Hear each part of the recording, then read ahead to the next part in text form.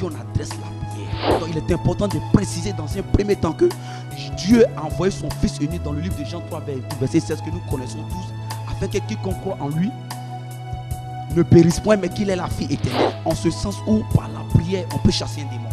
Quelqu'un qui veut réussir dans les affaires, quelqu'un qui veut voir des situations se décanter, quelqu'un qui veut sortir des tombeaux, quelqu'un qui veut voir sa famille réussir, quelqu'un qui veut voir sa destinée bien établie par une main divine appelée Jésus-Christ de Nazareth, cette personne doit s'adonner toujours à la prière. Bonjour chers internautes, voilà, je me présente, je suis votre sœur bien-aimée, Daniel Dubaï, et je suis votre chargée de communication à l'église BCK Ministries, précisément celle de Tunisie, qui est tout de même basée effectivement à la capitale Tunis. Et aujourd'hui, nous sommes au deuxième numéro de notre émission, l'Évangile pour tous, d'où le thème d'aujourd'hui, c'est l'utilité de la prière. Voilà, et nous avons pour invité l'homme de Dieu, sinon le prophète Zawi OTT Pacom, à qui on va demander de se présenter, à vous qui ne le connaissez pas. On va lui arracher quelques petits mots et nous allons rentrer dans le but de notre sujet. Bonjour madame, c'est gentil. Je suis vraiment content d'être sur votre plateau aujourd'hui. Pour ceux qui ne me connaissent pas, je suis le prophète OTT Zawi Pacom. Je suis de nationalité ivoirienne, comme vous le saviez bien. Et aussi, je suis en mission actuellement en Tunisie. Et je suis le responsable en second délégué PCK Ministries. Et le premier responsable d'ailleurs qui se trouve à présent en mission, c'est l'apôtre Paul Zobo, actuellement en mission en Côte d'Ivoire, qui certainement qui sera parmi vous. Et je crois que vous aurez le plaisir de le rencontrer sur votre plateau. Donc, c'est pour l'utilité commune, voyez-vous, madame. Que Dieu vous bénisse. Amen. Voilà, avant toute chose, et comme nous avons affaire à un homme de Dieu, bien sûr, d'où l'autorité suprême qui est le Saint-Esprit, on va lui demander de venir prendre le contrôle de toutes choses avant de véritablement commencer notre émission. Voilà, tout honneur est à vous, homme de Dieu. Bien, soyez bénis encore, madame. Amen. Et je vais demander à toute l'équipe de fermer légèrement les yeux. Et à vous qui nous suivez de près ou de loin, de aussi fermer les yeux. Nous allons recommander cette émission dans la grâce de l'Éternel. Père, je te bénis, je te rends toute la gloire parce que tu es Dieu, papa. Je lève ma main, Seigneur, en ma qualité de prophète, et que toute personne qui nous suit de près ou de loin, papa, même tout cela qui a organisé cette émission, Père, je prie que ta parole affranchisse des cœurs, Père. La Bible dit que la parole est cette épée, la main, Père, qui tranche, Dieu de grâce, et qui sépare, oh mon Dieu, qui sépare tout ce qui est négatif, les ténèbres de la lumière.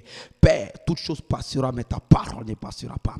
Voici cette parole, Père, qui édifie. Voici cette parole que nous annonçons à nos frères et sœurs, à tout le monde, Père, qui nous écoute à présent. Je prie que ton esprit descende et qu'il prenne le contrôle de cet endroit au nom de Jésus-Christ de Nazareth. Nous avons prié. Amen.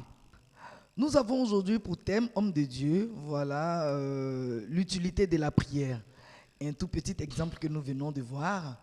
Et nous allons vous demander de savoir qu'est-ce que la prière tout d'abord. Qu'est-ce que la prière, homme de Dieu? Exact, madame. Voyez-vous, l'utilité de la prière, c'est le thème qui nous réunit aujourd'hui. Vous savez, la prière, prier en un mot, c'est adresser des supplications à Dieu. Lorsque tu dis je te supplie, je te prie, nous adressons des supplications à celui-là même qui est très haut et qui réside dans les cieux et qui voit quelles sont les difficultés qu'un enfant de Dieu traverse sur cette terre.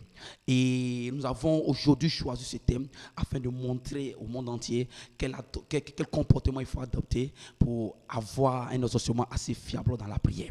Donc prier en un mot, madame, c'est adresser des supplications à notre Dieu.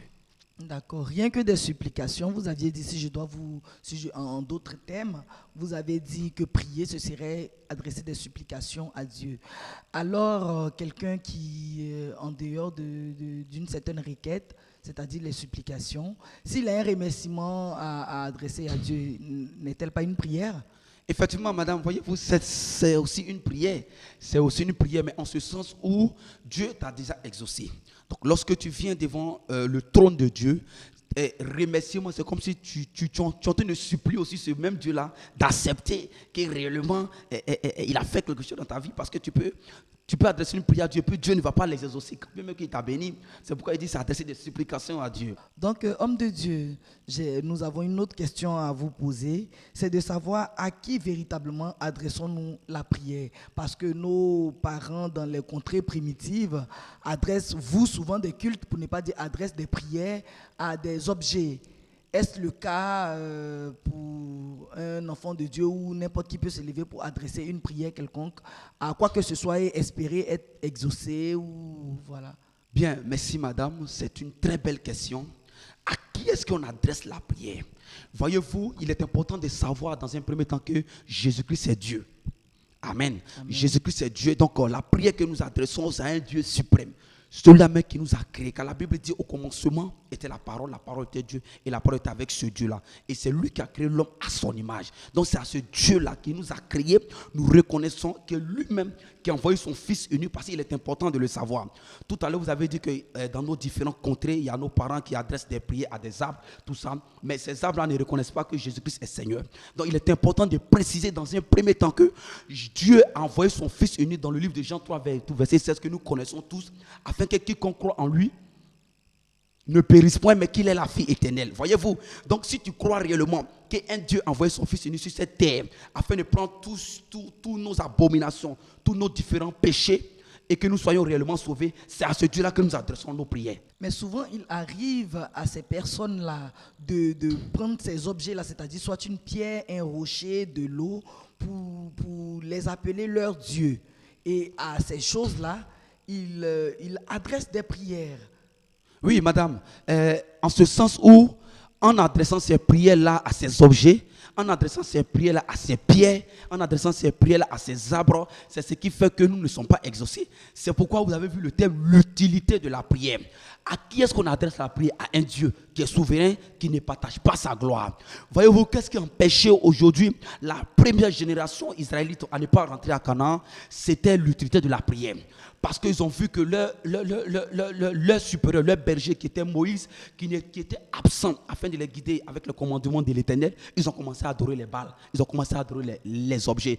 Du coup, leur prière n'était plus agréable devant le Dieu qui les a créés. Donc ils étaient, en un mot, madame, ils étaient dépourvus de toute sécurité. Donc, or, la prière est adressée à une seule autorité. Alors, homme de Dieu, nous allons encore vous demander de savoir en quoi est-ce que la prière est véritablement utile. Bien, voyez-vous, lorsque vous lisez dans le livre de 1 Thessaloniciens 5, la Bible dit prier sans cesse. En ce sens où, par la prière, on peut chasser un démon.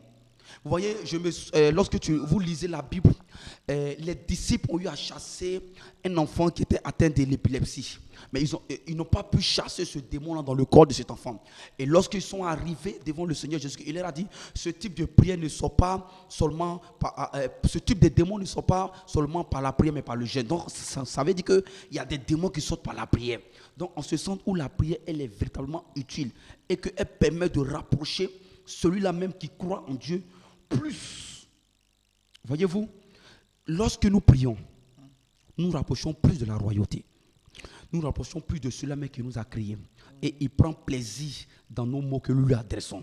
En priant, nous supplions à ce Dieu-là de nous venir en aide, car à nous seuls, nous ne pouvons rien, car la chair est faible. La chair est véritablement faible, effectivement. Alors, quelle attitude nous devons adopter pour venir aux yeux de ce Dieu-là? Bien, il est important de savoir beaucoup de choses. D'accord. Voyez-vous, madame, il est important de savoir beaucoup de choses. Et à vous tous qui me suivez, c'est qu'il y a des attitudes à adopter afin de pouvoir avoir les gains de cause, comme je pouvais le dire.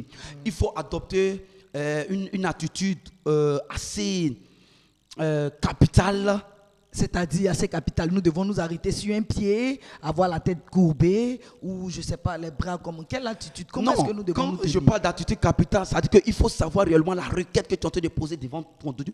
Il faudrait que cette requête-là vienne profondément de ton cœur. D'accord, pour dire que la position en elle-même ne compte pas. Non, pas que la position en elle-même ne compte pas. La position compte, en ce sens où il est important de s'enfermer dans la maison, comme le dit dans le livre de Matthieu 6, le verset 4, 3, 2. Oui. Vous voyez, où la Bible dit qu'il est important de s'enfermer dans la maison et de commencer à prier en s'agenouillant devant ton bon Dieu. Donc tu ne peux pas avoir l'attitude où la tête est sur le sol et dire que tu es en train d'adorer Dieu. Non, je suis désolé, ça ce sont les fétiches que nous sommes en train d'adorer. Il y a une attitude à adopter en s'humiliant devant la face de Dieu, en se mettant en genoux. C'est la meilleure attitude à adopter afin d'avoir une prière assez efficace devant le bon Dieu. Assez efficace, mais je reviens encore vers vous pour vous demander de savoir, donc nos frères et sœurs, au cours d'une prière, c'est-à-dire à l'église, où la tête est carrément baissée, voilà, et moi je pense que c'est quand même un signe d'humiliation au devant de son Dieu, là, de se prosterner, courber carrément. Ça non plus n'est pas une bonne attitude. Non, madame, écoutez, notre Dieu est un Dieu souverain. Oui. Notre Dieu est un Dieu qui est au-dessus de tous les dieux. La Bible dit qu'il est au-dessus de tous les noms. Il faut lui donner la place qui lui est semblable, la place qui sert à mon Dieu. D'accord. Il faut donner cette place à mon Dieu. Quelqu'un ne peut pas venir dans la maison de Dieu et avoir seulement la tête baissée jusqu'à la fin du culte. Et les 24 vieillards, qu'est-ce qu'on dirait? Les 24 vieillards se prosternent, attention madame. La Bible dit les 24 vieillards se prosternent devant le Dieu. L'attitude de la et jette leur couronne. Oui. Jeter sa couronne, c'est s'humilier devant son Dieu, s'engenouiller.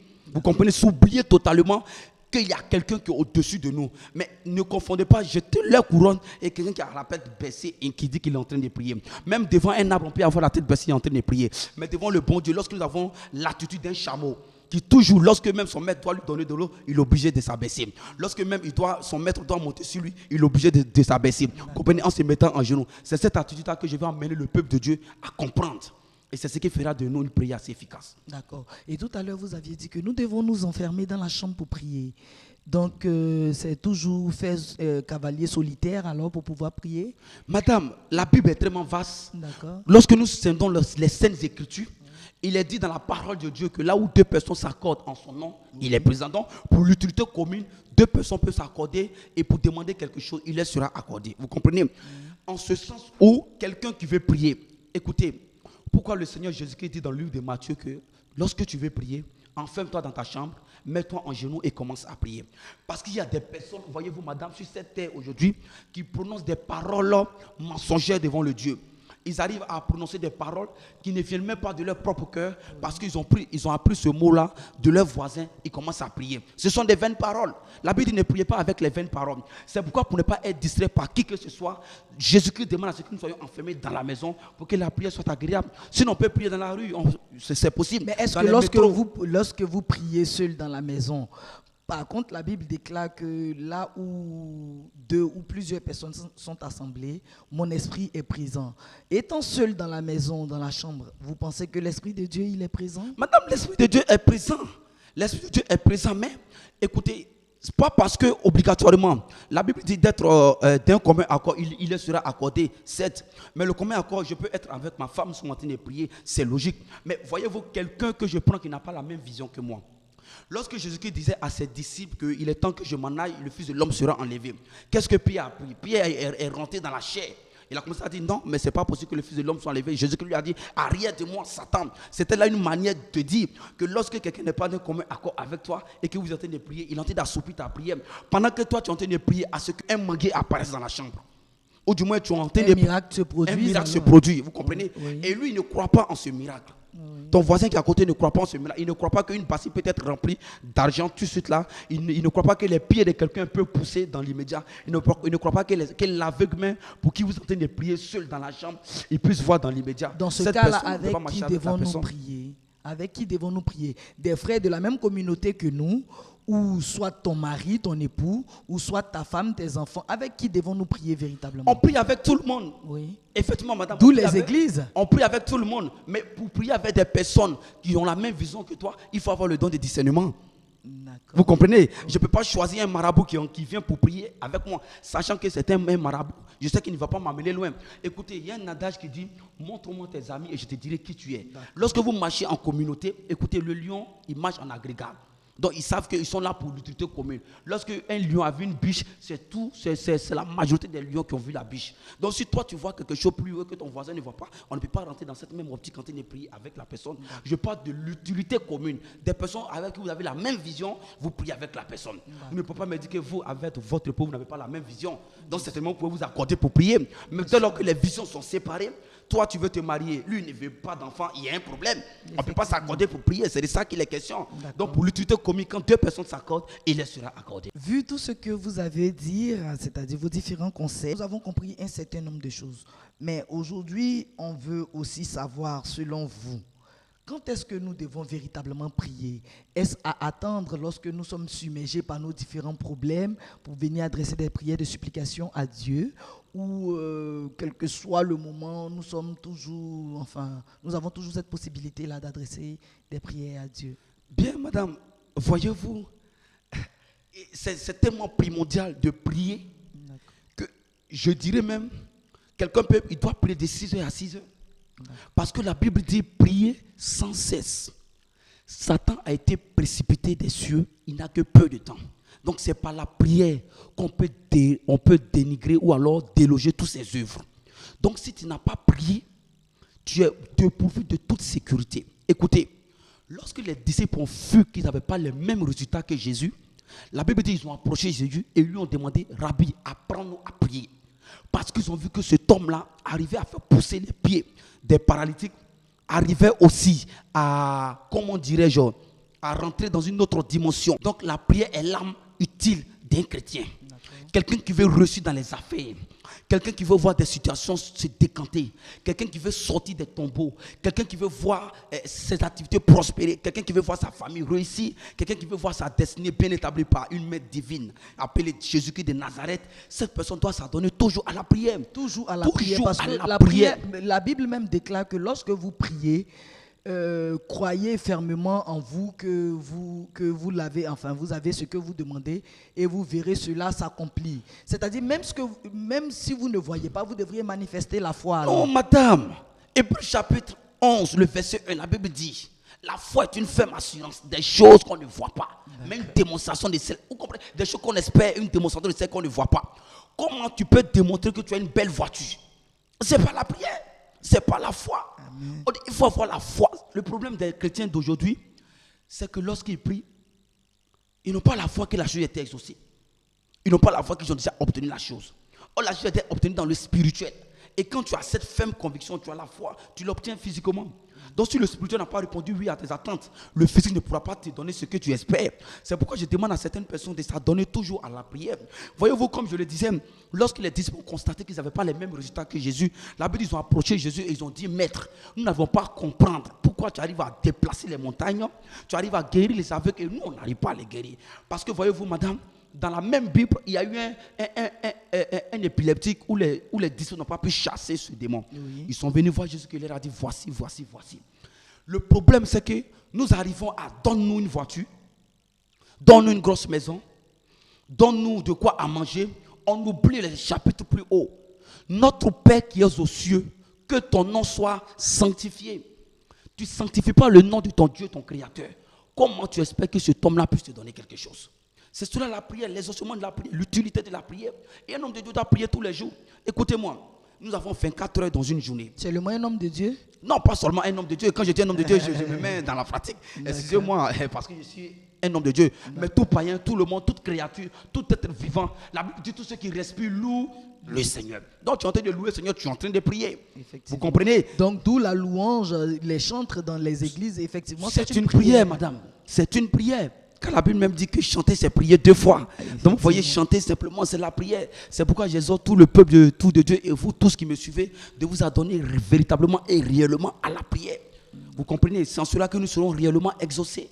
Quand tu ne t'adonnes pas à la prière, c'est comme si tu es un chrétien ou bien tu es un être humain, mais tu es sans vie. Parce que tu n'adresses pas des supplications, tu n'adresses pas des mots justes, tu n'adresses pas des prières de remerciement, tu ne remercies pas celui qui t'a donné le souffle de vie.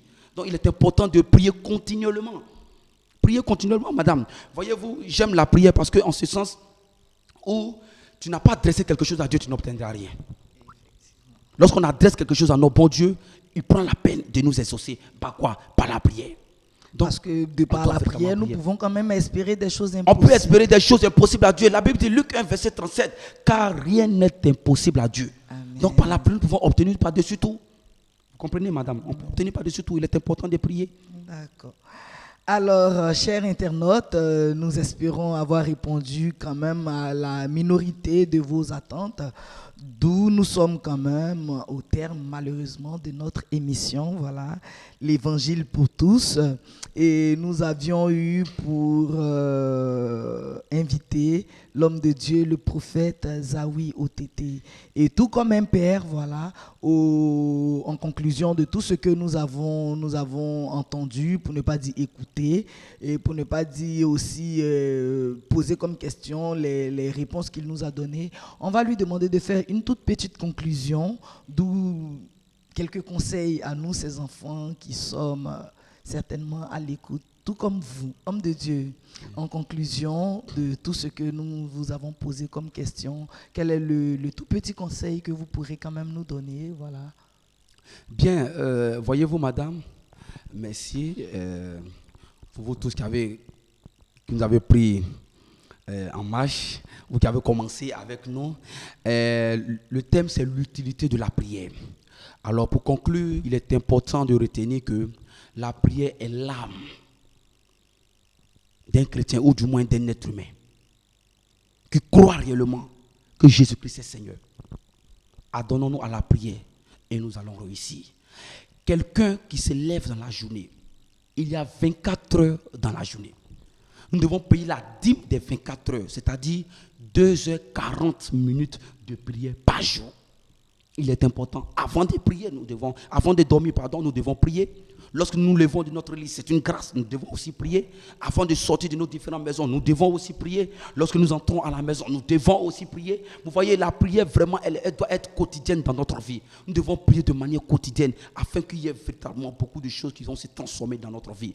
2h40 dans une journée, c'est largement suffisant. Et j'appelle au peuple de Dieu, j'appelle à tout le monde, aux internautes, à vous qui nous prenez en marche, à vous qui nous écoutez, de vous donner vraiment à la prière. Car par la prière, vous allez véritablement voir les choses se décanter dans votre vie. Ce n'est pas une imposition des mains, ce n'est pas de prophétiser, mais par ta simple prière, toi seul, la relation d'intimité avec Dieu, tu verras véritablement tes problèmes vont commencer à se décanter. Que Dieu vous bénisse, que Dieu bénisse son peuple et que tout le monde soit connecté à l'évangile de tous pour une prochaine émission. Je vous remercie. Et à vous, chers internautes, nous croyons avoir répondu à vos différentes attentes.